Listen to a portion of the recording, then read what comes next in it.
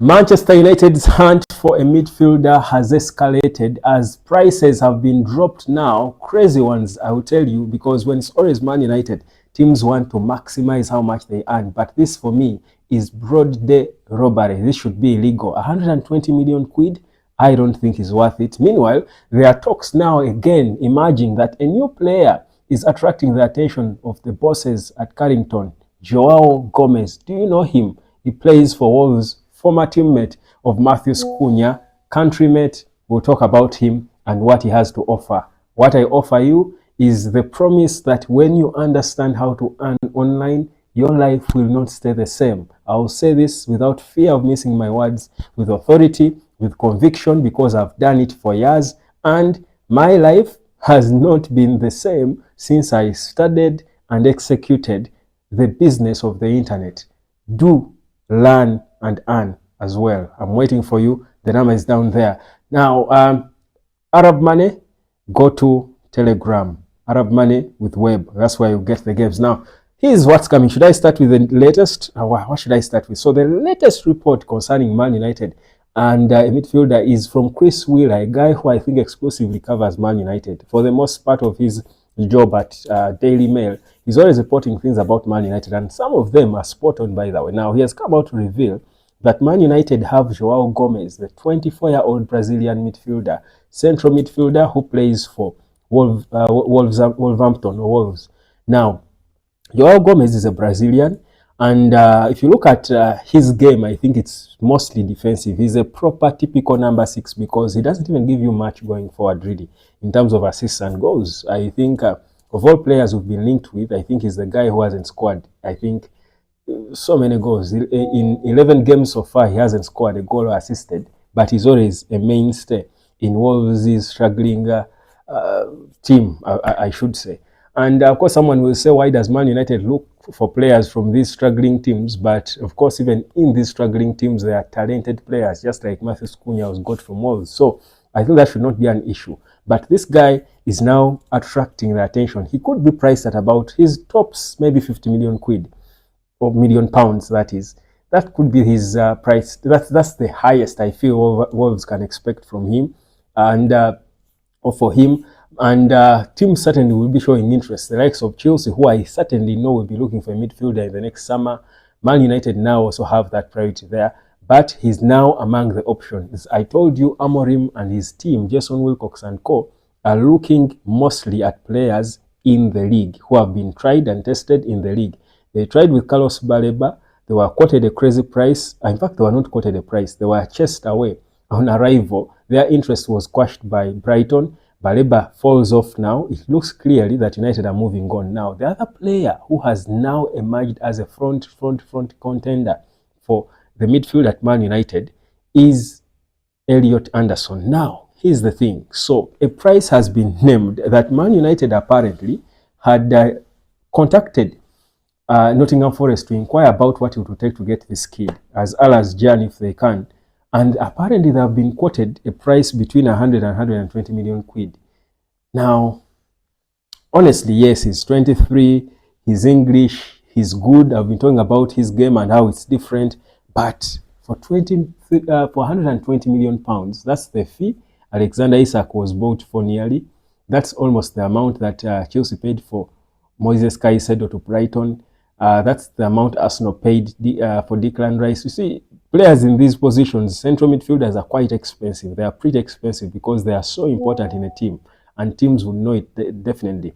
But in all honesty, in all fairness and honesty, I don't think in this market it's any player has proved to be worth that amount of money. You can correct me. I struggle to think of a player who was signed for 100 million or so in English football, and they really lived up to the expectation. I feel like that money just destroys these players. It's too much. It brings pressure, and I think a sort of disorganization. The only player who has, of course, done well is Declan Rice. He has done well, and I think with Declan Rice there could be reason to believe he can warrant so much money. I still note that, and I've never believed any player is worth 100 million, just as the inflation and all. Caicedo needed time to settle, to adapt and settle in Chelsea. He needed time.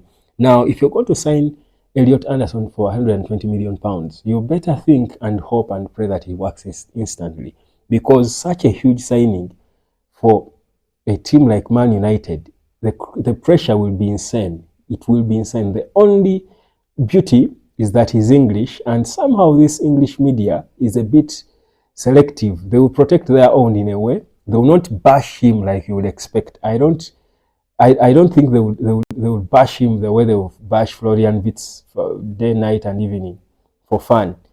But this boy being English, he would struggle, and they will still, sanitize it and, try to be patient with him. But I still don't think Man United, whereas they would have the money of through selling whoever, Rashford, Man United is going to get quite some money from sale of players, but also whatever they have already. I'm sure if they could spend what they spent in the last summer, they certainly have enough money to spend on a midfielder, because they know he will even come more expensive. He won't come cheap at all if they want a top one. But I don't want to believe that it would be smart for United to spend 120 million on Elliot Anderson or any other player, even if it's 100 million on Carlos Baleba, if they still want him. I think for me, that's why these options like Joao Gomes are beginning to emerge and make sense. That's why, because I don't think Watton would really go up to 100 million. I don't think Crystal Palace would be crazy enough to ask for such amount. I think players like Watton, this works for them. I think Watton for about 70 million or thereabout, or even 60 something, Crystal Palace can cash in. But 120 million for Elliot Anderson is quite defeating for not just him, but also for Man United, as if they're telling them to move on. And I don't care the competition that will be there. And I know teams like Liverpool, like Man City, have all been interested in these players. Of course, the top teams are always interested in the same players. But I think for me, the 120 million pounds for Elliot Anderson is insane. And I would not sanction. If it were up to me, I would not sanction that. If the fees reduced significantly, by the way, to maybe 60 or at most 70 million because he's English, maybe I could listen, but not 100, 110, 120 million, because that pressure in a Man United jersey, it's going to destroy you. You won't perform however good you may be. It's not even just about the money. It's not my money, but the player will just be destroyed before arrival, just by the price tag. And Luis has also been talking about the same thing, the same disquiets he has with these fees. These humongous fees invite pressure for no reason. And that's why if Nottingham Forest are insisting on trying to rip off United like that, Joao Gomes should be celebrating and calling Matheus Cunha and Casemiro, his fellow Brazilians, telling them, you know what, bro, try to advocate and talk about me as the best thing you've played with in the midfield or something. Yeah, I mean, just convince Amorim to come for me, because these 100 and 120 million signings for me are insane, crazy, and shouldn't be accepted. Let me know what you think. Go watch the video of Elliot, not Elliot Anderson, you've watched enough of him, but of Joao Gomes, and let me know what you think. I think he's strong, good in tackles, nothing outstanding if you ask me. Got the energy, the pace. Yeah, he's decent. He's another decent player. But yeah, paying 120 million for Elliot Anderson, I would rather pay 50 and have and have this. But you can also have both, if because Elliot Anderson, I think, is more of an 8 than a 6. This guy is a typical 6, so they can play in the same team. But the fee of Elliot Anderson is insane. Can't be Man United fee. What do you think?